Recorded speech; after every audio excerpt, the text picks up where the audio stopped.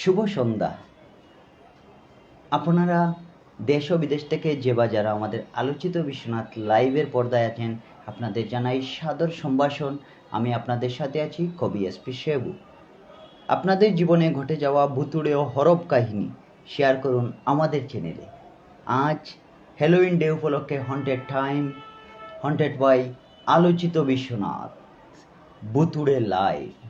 তো আমরা বিভিন্ন ভুতুড়ে ঘটনা আপনাদের সামনে আজকে শেয়ার করব। আমাদের সাথে থাকুন। আমি কবি এসপি শিবু, আমার সাথে আছেন বিশ্বনাথ উপজেলা প্রেস ক্লাবের সাংগঠনিক সম্পাদক শ্রী অজিত চন্দ্র দেব। ওনার কাছ থেকেও আপনারা ঘটনা শুনবেন। আমরা আর এখনও অপেক্ষা না করিয়ে চলে যাচ্ছি সরাসরি ঘটনায়। আমাদের সাথেই থাকুন এবং আপনারা লাইক কমেন্ট শেয়ার করে আপনাদের জীবনে ঘটে যাওয়া ভুতুড়ে ঘটনা আমাদের সাথে শেয়ার করুন এবং জানিয়ে দিন আপনারা কে কোথায় থেকে আমাদের ঘটনাটি দেখছেন। তো সুপ্রিয় ভিউয়ার্স ও লিসেনার্স, আপনাদের আবারও স্বাগতম জানাচ্ছি। আমি কবি এসপি শিবু। প্রথমে যে ঘটনাটি আপনাদের সামনে আমি শেয়ার করব, সে ঘটনাটি আমার জীবনে বাস্তব একটি ঘটনা। 2013 সালে বিশ্বনাথ ডিগ্রি কলেজ থেকে আমি যখন এইচএসসি পাস করলাম, তারপর আমরা আমার বন্ধু বান্ধবদেরকে নিয়ে চলে যাই সিলেট মুরারিচাঁদ এমসি বিশ্ববিদ্যালয় কলেজে। ওখানে প্রথমেই আমি অনার্সের জন্য অ্যাপ্লাই করি, কিন্তু দুর্ভাগ্যবশত বিশেষ রাজনৈতিক কারণে অনার্সে আমি ভর্তি হতে পারিনি। আমি বিএসএসের জন্য পরবর্তীতে অ্যাপ্লাই করি, ব্যাচেলর অফ সোশ্যাল সায়েন্স বিভাগে। তো যখন অ্যাপ্লাই করা হলো, তারপর আমরা এখনকার যুগের মতো 2013 সালে কিন্তু অনলাইনে ভর্তি ছিল না। ভর্তি ছিল ফর্ম কিনে আনা হয়, তারপর প্রথমে মেসেজ করে অ্যাপ্লাই করা হয়, তারপর ফর্ম কিনে এনে হাতে লেখে কলম দিয়ে ফর্মটি সাবমিট করতে হতো, বিভিন্ন ডকুমেন্ট সহ, সার্টিফিকেটের ফটোকপি সহ। তখন 2013 সাল, ঝিমঝিম বৃষ্টি হচ্ছিল, ঠান্ডা ঠান্ডা আবহাওয়া, চারদিকে যেন ভুতুড়ে পরিবেশ সৃষ্টি হয়েছিল। খুব মেঘলা দিন। আমি টিলাগড় পয়েন্টে গাড়ি থেকে নেমেই চলে যাই এমসি কলেজে ফর্ম সাবমিট করতে। আমার কলেজ লাইফের যারা বন্ধু তারা শুনছেন, তাদেরকে জানাই সাদর সম্ভাষণ। আমার বিশ্বনাথ কলেজ জীবনের ক্লাসমেট, আমাদের রামদানা গ্রামের আমার প্রিয় বন্ধু, যে বিশ্বনাথে এখন একটি সরকারি জব করে, প্রভাত সরকার আমার সাথেই ছিল সেদিন। এবং আমার স্বপ্ন বাংলার কেন্দ্রীয় সাংগঠনিক সম্পাদক খাদিপুরের রবিউল ইসলাম আমার সাথে ছিল। বর্তমানে সে দুবাইতে ডাইভিং মাধ্যমে জব করে। দিনটি খুব মেঘলা ছিল। কলেজে প্রবেশ করতেই, এমসি কলেজে প্রবেশ করতেই লম্বা লাইন দেখতে পেলাম। বিভিন্ন বিভাগের ছাত্রছাত্রীরা ফর্ম জমা দিচ্ছে। তো আমিও সবার মতো লাইনে দাঁড়ালাম, ফর্ম জমা দিলাম। জমা দেওয়ার পর একটা ছোটো রিসিট আমাকে দেওয়া হলো। বলা হলো তৎকালীন সময়ের প্রিন্সিপাল নিতাই চন্দ্র স্যারের যে পার্সোনাল অফিস আছে, এই অফিসের পিছনে একটি ছোটো রুম আছে, ওখানে গিয়ে ফর্মটির বাকি অংশ জমা দিয়ে আরেকটি স্লিপ তারা দিবে, ভর্তি কনফার্ম স্লিপ। প্রচণ্ড বৃষ্টি চলছে। আমি ওখানে গেলাম, সাথে বন্ধু রবিউলও ছিল, প্রভাত সরকারও ছিল। যাওয়ার পর আমি আমার ফর্মের স্লিপ জমা দিলাম। ওনারা একটি ফর্ম আমাকে আরও ছোটো একটি ফর্ম দিল, সিগনেচার নিল। তারপর ভর্তি কনফার্ম বলল। আমার রুল 6626। তখন একটা সিগনেচার দিতে হয় ফর্মে, ওখানে আমি সিগনেচার দিয়ে দিলাম। মেয়েটি মুস্কি এসে বলল, ধন্যবাদ শেবু, তোমাকে ধন্যবাদ। আমি বললাম, আমার নাম জানলে কী করে? সে বললো, আমি ফর্মটা সাবমিট করে আসি। কথা বলল, ফর্ম সাবমিট করে সে আসলো। তাকে খুব বিমর্ষ দেখাচ্ছি। আমি বললাম, কী হয়েছে, ফর্ম সাবমিট করেছো? আর হ্যাঁ, তোমার সাথে তো পরিচয় হয়নি। তো সে বলল, আমিও বিএসএসে ভর্তি হয়েছি, আমার রুল নম্বর পড়েছে 6627, মানে আমার এক রুল পরেই ওর রুল পড়েছে। আমি বললাম, চলো ওখানে গিয়ে বসি। সে বলল, আসলে আমার শরীরটা খারাপ, অন্য দিন বসবো। আমি বললাম, প্রথম দিন যেহেতু দেখা হয়েছে, চলো একটু চা পান খাই। তখন বন্ধু প্রভাত বলল, ওই যে এমসি কলেজের সামনে ক্যামেলিয়া আছে, ক্যামেলিয়া ফাস্টফুডের দোকান, ওখানে একটি ড্রিঙ্কের দোকান ছিল। এখানে বিভিন্ন ধরনের 7 আপ, আরসি কোলা, পান্টা এগুলো পাওয়া যেত। এটা ড্রিঙ্কের ভালো দোকান, যে 2013 সালের দিকে। ওখানে গিয়ে বসলাম, প্রচণ্ড বৃষ্টি হচ্ছে। প্রবেশ করতেই বসার পর মেয়েটা ওয়েটারকে ডেকে বলল, এই ওয়েটার, এসিটা বন্ধ করে দাও। আমি মোটামুটি চমকে উঠলাম, ঘটনা কি, ওর কি সত্যি শরীর খারাপ? তো এসি বন্ধ করে দিল। আমরা কুল ড্রিঙ্কের ওয়াটার করলাম। যখন কুল ড্রিঙ্ক নিয়ে এলো ওয়াইটার, তখন ও বলল যে শুরু করুন। তো আমি প্রভাত রবিউল ড্রিঙ্ক করছি, কিন্তু চেয়ে দেখলাম ও কিছু খাচ্ছে না, শুধু মোবাইলটা টিপছে। তো আমি বললাম, হে তুমি কিছু খাচ্ছ না যে? সে বললো, আমার ভালো লাগছে না। আমি আবার চমকে উঠলাম তার কথায়। কিন্তু হঠাৎ করে আমাকে এই রবিউল বলল, দেখ বন্ধু, তুই প্রথম দিন এসেই মেয়ে পটিয়ে ফেলেছিস। আমি বললাম, কী রে বুকা? যখন ক্যান্টিনে বিল দিতে গেলাম, তখন ওয়েটার বলল, আপনাদের বিল তো দেওয়া হয়ে গিয়েছে। আমি আশ্চর্য হয়ে গেলাম, কীভাবে আমাদের বিল দিল? আমাদের তো, আমার দুই বন্ধু আমার পাশেই ছিল, রবিউল, প্রভাত। আমি বললাম, তোমরা কি বিল দিয়েছো? সে বললো না। ওই মেয়েটাকে বললাম, আপনি কি দিয়েছেন? সে বললো না। তো বিলটা খেয়ে দিল, এটা আমরা আশ্চর্য হয়ে গেলাম। যাক, মেয়েটাকে বললাম, তোমার সাথে যেহেতু পরিচয় হয়েছে, কাইন্ডলি নামটা তো জানাই হলো না। তখন তার নাম বলল, আমার নাম সাইমা সুলতানা রূপসা, আমার বাড়ি হবিগঞ্জের শিবপাশা। আমি বললাম, please give me mobile number. সে নিজের মোবাইল নাম্বার আমাকে দিল। আমি কল করলাম, তার ফোনটা বাজছিল, তার ব্যাগেই ছিল। তারপর বলল, আসলে আমি চলে যাই, 2-1 দিন পর কলেজে আসবো, তোমার সাথে দেখা হবে। আমি বললাম, অবশ্যই। আমি বললাম, ওকে। বলে আমি এভাবে হাত বাড়িয়ে দিলাম, বললাম, হ্যান্ডশেক করো। তো সে আমার হাতে মানে হাত মিলালো, যাকে হ্যান্ডশেক বলে। আমি অনুভব করলাম, ফ্রিজে মাছ বা মাংস রাখলে যে ধরনের ঠান্ডা, ভয়ঙ্কর ঠান্ডা তার হাতটি, মনে হচ্ছে মৃত মানুষের সাথে আমি হ্যান্ডশেক করেছি। আমি কারেন্টের শককে কেঁপে উঠলাম। তখন প্রভাত বললো, কী হয়েছে তোর? আমি বললাম, না কিছুই না, ঠিক আছে। এর 21 সপ্তাহ পর আমি আবার কলেজে গেলাম, এমসি কলেজে। কিন্তু প্রতিদিন ওর রাতে আমার মোবাইলে আমার সাথে চ্যাটিং হতো, হোয়াটসঅ্যাপে ভালো মন্দ এইসব কথাবার্তা হতো, অনেক কিছু। রূপসার সাথে আমার কথা হতো। কলেজে গেলাম, ও বললো কলেজে এদিন আসবে, আমিও গেলাম, কিন্তু ওকে পেলাম না। এরপর মানে এই দিন থেকে ওর ফোনটি বন্ধ, সুইচ অফ দেখাচ্ছিল। আমি রবিউলকে কথাটা জানলাম, সে বললো হয়তো সিম চেঞ্জ করেছে, ফোনটি সুইচ অফ। লাগাতার কয়েকদিন আমি কলেজে গেলাম, কিন্তু ওর কোনো দেখা পেলাম না। তারপর প্রায় 21 সপ্তাহ কেটে গেল কলেজে যাওয়ার। আমার হঠাৎ মনমরা হয়ে থাকতাম, কারোর সাথে কথা বলতে ভালো লাগতো না। একদিন বললাম রবিউলকে, চল বন্ধু, ওই যে তথ্যকেন্দ্রে গিয়ে ওর সম্পর্কে একটু খোঁজখবর নেই কলেজের, ও কেন আসছে না, ও কি অ্যাবসেন্ট নাকি, ইত্যাদি ইত্যাদি।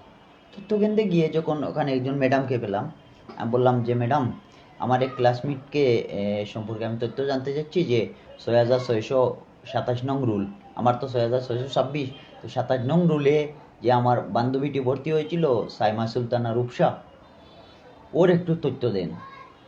ম্যাডাম লক বই বার করে, লক বই যেটা, সেখানে রেজিস্টার লেখা হয় ছাত্রছাত্রীদের, বললেন আমাকে, তুমি কি পাগল হয়েছ?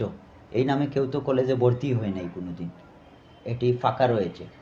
আপনারা জানেন যে বিভিন্ন কলেজ এবং ভার্সিটিতে 4-5টা সিট খালি রাখা হয় বিভিন্ন রাজনৈতিক নেতা বা বিভিন্ন ইউনো, ডিসি, এসপি এদের ছেলে মেয়েদের ভর্তির জন্য। বললো এ ধরনের এই সিটটা তো ফাঁকা, কেউ ভর্তি হয়নি। আমি শকিং হয়ে গেলাম, কি বলছেন। এর কয়েকদিন পর কেটে গেল, ওর ফোনটাই বন্ধ, ওকে আমি বারবার মেসেজ করি, প্রতি রাতে ওর কথা আমি চিন্তা করি, আমার ঘুম আসে না, কেমন যেন মনমরা হয়ে গেলাম। এর কিছুদিন পর আমি চিন্তা করলাম যে আমাদের সিলেটে আমার একটা বন্ধু গ্রামীণ অফিসে কাজ করে, সিম কোম্পানিতে, ওকে জানালাম। তো সে বলল আগামী শনিবার আসিস, বিস্তারিত আমি তোকে জানাবো অফিসে। তো আমি গেলাম ওর অফিসে, সিলেট সাপ্লাই রোডে ওর অফিস ছিল। আমি গেলাম, যাওয়ার পরে সে বলল নাম্বারটা দে। আমি নাম্বার দিলাম ওকে। সে নাম্বার কম্পিউটারে টাইপ করে শকিং হয়ে গেল, কি আচানক ঘটনা। এই রূপসার যে মোবাইল নাম্বার, এটা সে টাইপ করার সাথে সাথে বলল তুই কি আর কি করছিস আমার সাথে। আমি বললাম কি? সে বলল এই নাম্বার তো এখনো চালুই হয়নি, মার্কেটেই আসেনি, আর তুই বলছো ওটা তোর বান্ধবীর নাম্বার। আমি খুব ভয় পেয়ে গেলাম তার কথায়, মার্কেটেই আসেনি এই নাম্বার, তাহলে এতদিন আমি কার সাথে চ্যাটিং করেছি। কেটে গেল প্রায় 1 বছর, খুব মনমরা হয়ে থাকতাম, কিছুই ভালো লাগতো না। তখন আমি পড়াশোনার ক্ষেত্রেও আমার খুব বোরিং ফিল হচ্ছিল, আমি অনিয়মিত হয়ে যাচ্ছিলাম পড়াশোনার ক্ষেত্রে। একদিন আবার সেই বছর ঘুরে এই তারিখটা চলে এলো, 13ই জুন। ঝিমঝিম বৃষ্টি পড়ছিল। আমি বিশ্বনাথ বাসিয়া ব্রিজে আসা মাত্রই দেখতে পেলাম ওই পাশে দাঁড়িয়ে রয়েছে সেম সাইমা সুলতানা রূপসার মতো একটি মেয়ে।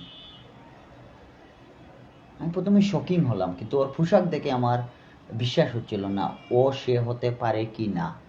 কারণ বিশ্বনাথ ব্রিজের বাসিয়া ব্রিজের উপর আপনারা দেখবেন প্রতি বাজার বারে কিছু গাড়ু মেয়েদের বসতে দেখা যায়, তারা হাতের ফুক খুলে চোখের ফুক খুলে এই জড়ি তদবির করে। কিছু গাড়ু মেয়ে সিলেট থেকে আসে, বড় বড় ব্যাগ থাকে হাতে ওদের, ওই বাসিয়া ব্রিজে বসে থাকে ওরা, সাদা ধরনের এক ধরনের ব্যাগ থাকে বড় বড়, জুলা যাকে বলে। তো আমি ওই মেয়েটার কাছে গেলাম,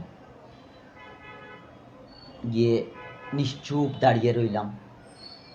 হঠাৎ করে 4টি চোখের মিলন হলো আমাদের। ওর যখন চুকাচুকি হলাম, বইয়ের একটা শিরদাঁড় আমার পিঠ বেয়ে গেল, মনে হলো আমি স্বপ্ন দেখছি। সেই সাইমা সুলতানা রূপসার মতো অবিকল মেয়েটি মুস্কি এসে বলল কিছু বলবে।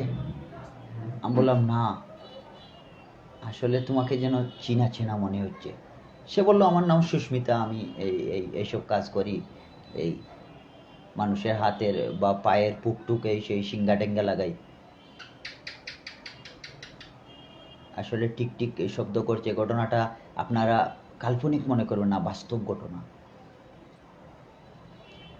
তো আলোচিত বিশ্বনাথের সাথে হন্টেড টাইমে আপনারা যে বা যারা আছেন এই মুহূর্তে হ্যালো ইন্ডিয়াতে আপনাদের স্বাগতম জানাচ্ছি। হঠাৎ করে মেয়েটি বলল তোমার সাথে শনি এবং রাহুর ফাড়া আছে। আমি বললাম তাই নাকি? আসলে আমি জ্যোতিষবিজ্ঞান নিয়ে ভারতে কিছুদিন পড়াশোনা করেছি। তো আমি এসে বললাম দেখো তো, দেখো আমার হাতটি দেখো। তো সে আমার হাতটি ধরে টিপতে লাগলো এবং হাত ধরে ধরে বলতে লাগলো ওগুলো কেটে যাবে, তবে সমস্যা নেই। আমি বললাম তোমাকে সত্যিই আমার চেনা চেনা লাগছে, তুমি নাম বলছো, তোমার নাম সুস্মিতা, আসলে তো আমার একটা বান্ধবীর চেহারা আর তোমার চেহারা সেম। সে বললো ওসব থাক।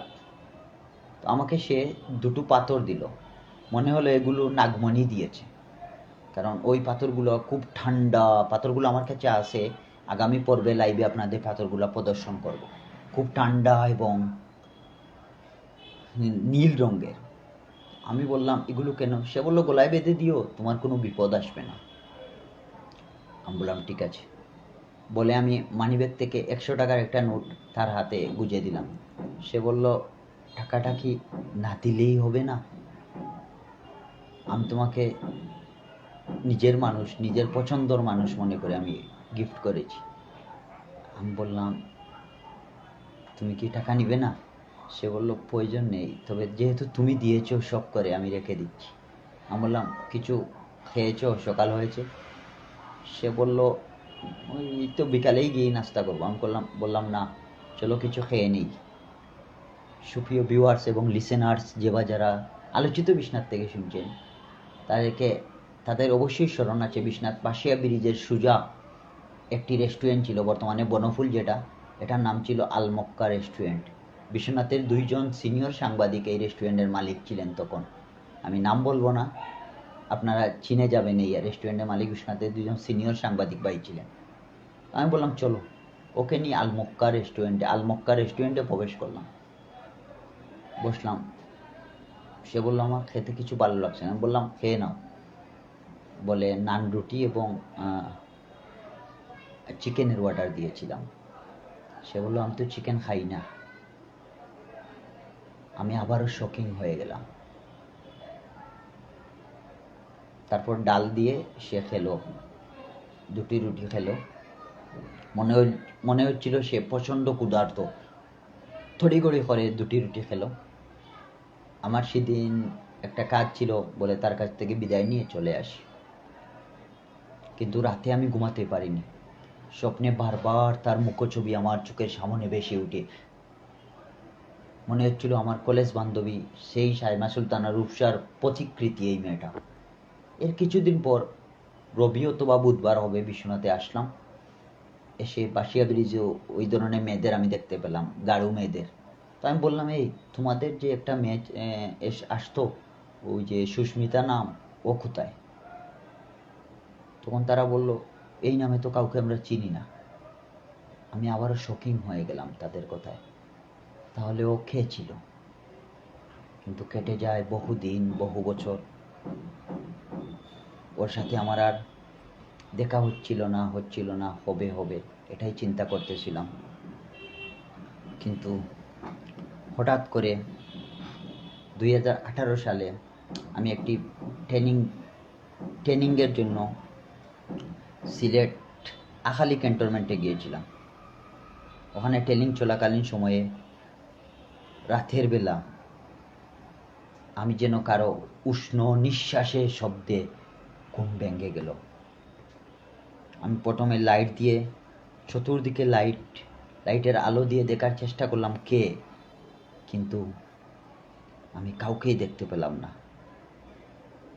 আবারও একটু ঘুমানোর চেষ্টা করলাম, কিন্তু ঘুম আসছিল না, যেমন ভয়ঙ্কর কোনো মুহূর্ত। তারপর হঠাৎ করে একটা শব্দ শুনে আমি চমকে উঠলাম। জানালার পাটি খুলে আমি নিচে তাকিয়ে দেখলাম রূপসা দাঁড়িয়ে আছে, সাদা ধবধবে চেহারা, ভয়ঙ্কর অবস্থা। কি ভয়ঙ্কর!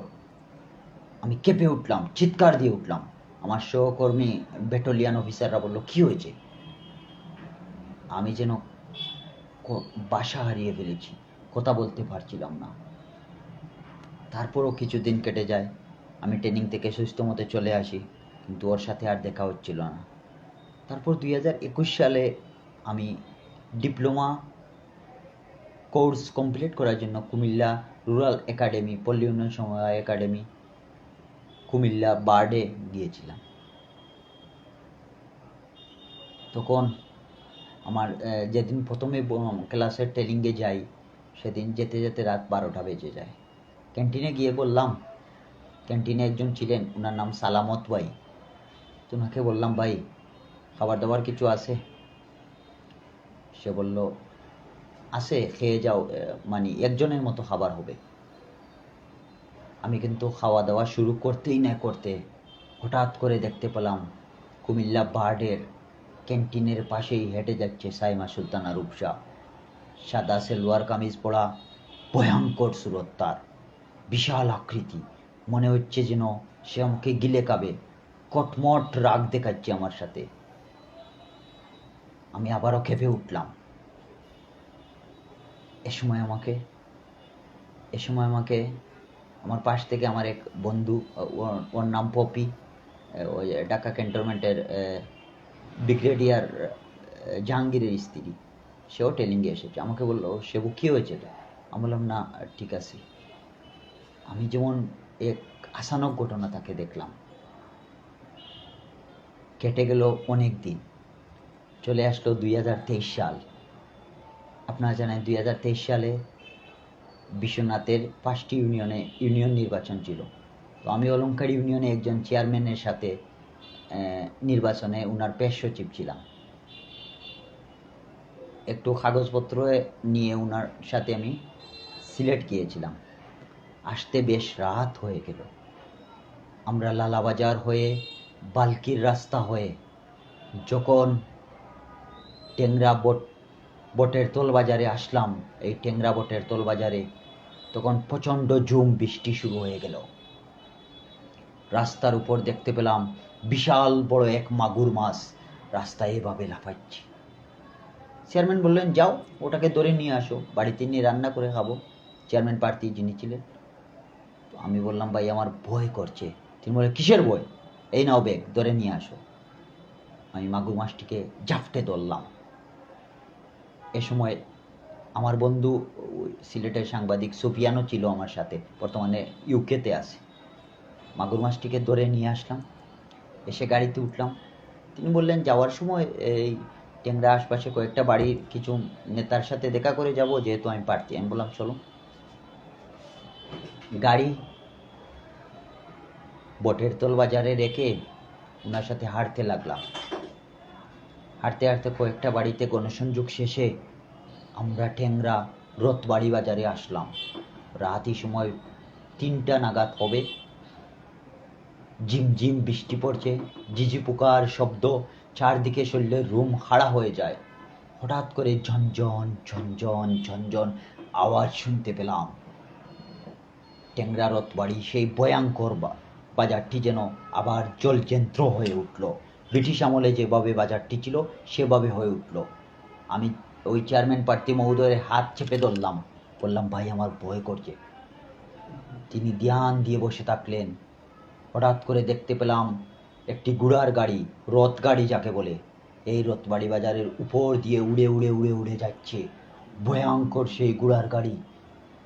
গাড়িটি যখন রথবাড়ি বাজারের উপর দিয়ে যাচ্ছিল, তখন হঠাৎ করে গাড়ি কিছু দূর চক্কর দিয়ে আবারই এখানে নেমে যায়। আর গাড়ির যে ভিতরে পালকি থাকে, ঘোড়ার গাড়িতে পালকির মতো একটা থাকে, ওখান থেকে বেরিয়ে আসলো সেই কাঙ্ক্ষিত চেহারা সাইমা সুলতানা রূপসা, আমার সেই পুরনো বান্ধবী। বয়ে আমি তর করে কেঁপে উঠলাম, এক চিৎকার দিলাম। তারপর আর কিছুই মনে নেই। তারপর জ্ঞান ফিরলে আমি দেখতে পাই অলংকার ইউনিয়নের এক বিএনপিপন্থী যুবদল নেতার বাসাতে বসে আছি, আমার মাথায় পানি ডালা হচ্ছে। আমি খুব ভয় পেয়ে গেছিলাম সেদিন। আর কিছুই মনে করতে পারছিলাম না। এভাবে কেটে গেল অনেক দিন, অনেক বছর। কিন্তু আমি কিভাবে বলবো, 2025 সালে, এই চলতি বছর, আমি প্রচণ্ড অসুস্থ ছিলাম। 2024 সালের ডিসেম্বরের দিকে আমাকে যখন হাসপাতালে নিয়ে লাইফ সাপোর্টে রাখা হয়েছিল, তখন একজন নার্স আসলো। একদিন রাতে আমার প্রচণ্ড বুকে এবং পেটে ব্যথা করছিল। একজন নার্স আসলেন, এসে আমাকে চেক আপ করতে লাগলেন। তখন রাত 2 থেকে 3টা হবে।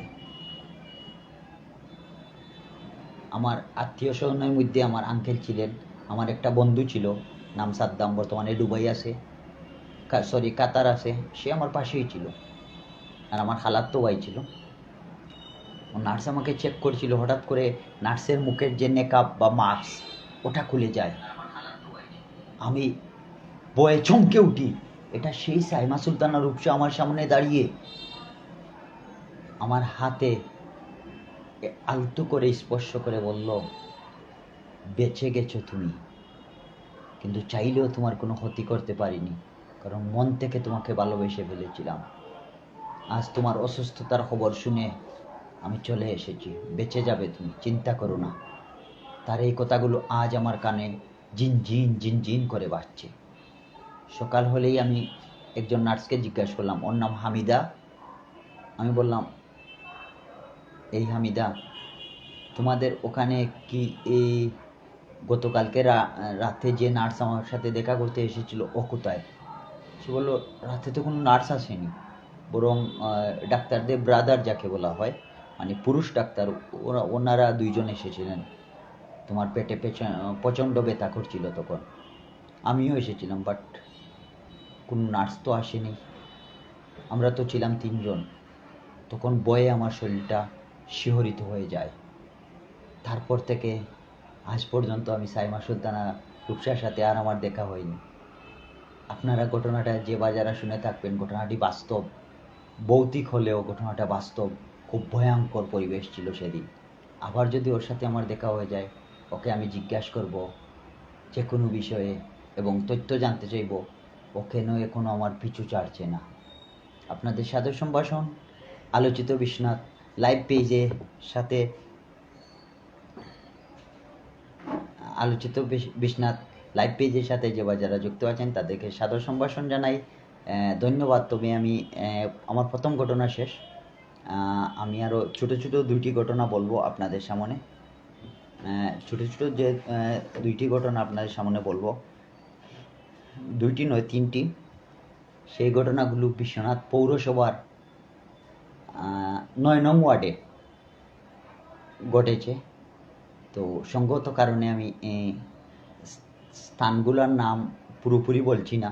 9 নং ওয়ার্ডে আমি বলবো, কারণ স্থানগুলোর নাম শুনলে আপনারা ভয়ে কেঁপে উঠবেন। তবে একটি স্থানের নাম আমি অবশ্যই বলবো। ঘটনা 2।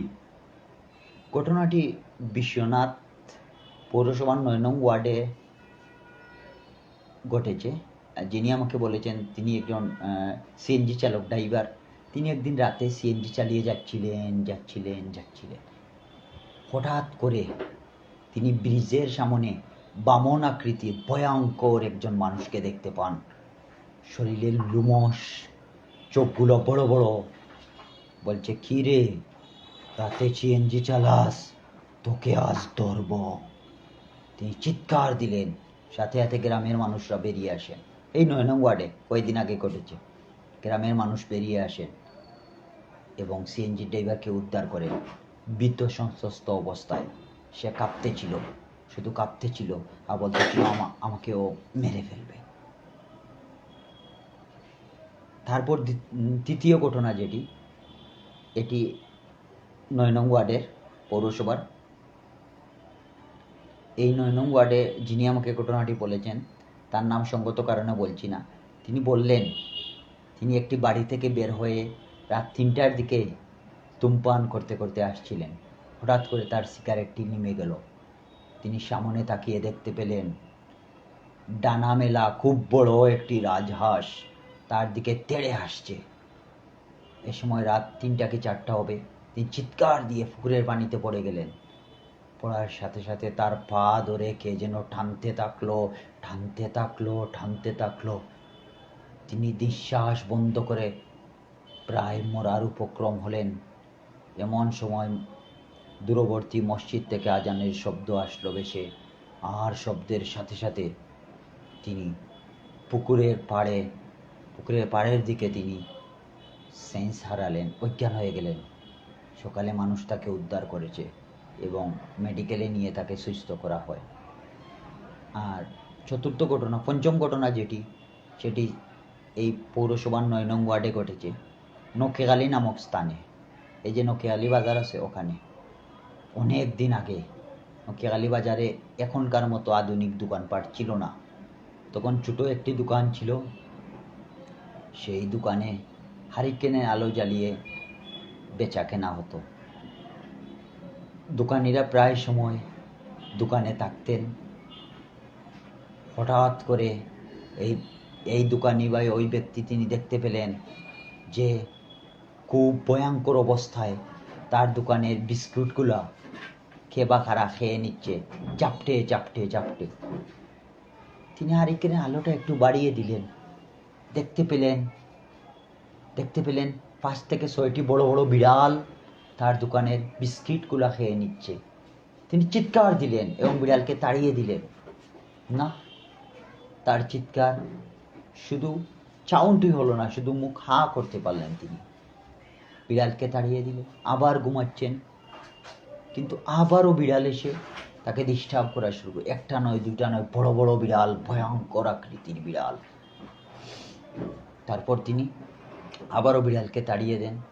নকিয়াখালী যে বা যারা শুনছেন বা অত্র এলাকার, তারা ঘটনাটি জানেন। বিড়াল তাড়িয়ে দিলেন। তারপর এভাবে করতে করতে ফজরে আজান পড়ে গেল। তিনি দোকান লাগিয়ে নিজের বাড়িতে চলে আসলেন। এসেই তিনি রক্ত বমি করে সাথে সাথে মারা গিয়েছে। তিনি মারা গেলেন। তারপর তার লাশ কবর দেওয়া হলো। এলাকার মসজিদের ইমাম রাতে স্বপ্নে দেখেন সে নিশিদেবের সাথে পাঙ্গা দিতে গিয়ে মারা গিয়েছে। সেই ভয়ঙ্কর কাহিনী আজও সবার শরীরে কাঁটা দিয়ে উঠে, শরীরের রুম হাড়া হয়ে যায়। কি ভৌতিক, কি ভয়ঙ্কর অবস্থা ছিল। সুপ্রিয় লিসেনার্স ও ভিউয়ার্স, যে বাচ্চারা ঘটনাটি শুনছেন তাদেরকে সাদর সম্ভাষণ। আমি আপনাদের সাথে আছি কবি এসপি শেবু। আমাদের সাথে উপস্থিত হয়েছেন ভূতের গল্পের জন্য আমাদের সহকর্মী এবং গ্রাম বাংলা টিভির কর্ণধার ইয়াসিন মির্জা আমাদের সাথে উপস্থিত হয়েছেন। আপনাদের পরবর্তী লাইভে আমি বিস্তারিত ঘটনা আপনাদের এবং উনাদের কাছ থেকে শুনতে পাবেন। সাথে থাকুন। হন্টেড ডে, হ্যালোউইন টাইম উপলক্ষে আজকের আলোচিত বিশ্বনাথের লাইভে ভৌতিক ঘটনা শোনার জন্য সবাইকে সাদর সম্ভাষণ। এই মুহূর্তে আমরা বিরতি নিচ্ছি। বিরতির পর আবারও ঘটনা নিয়ে হাজির হচ্ছেন আমাদের সহকর্মী ইয়াসিন মির্জা ও শ্রী অজিত দেব। ধন্যবাদ সবাইকে।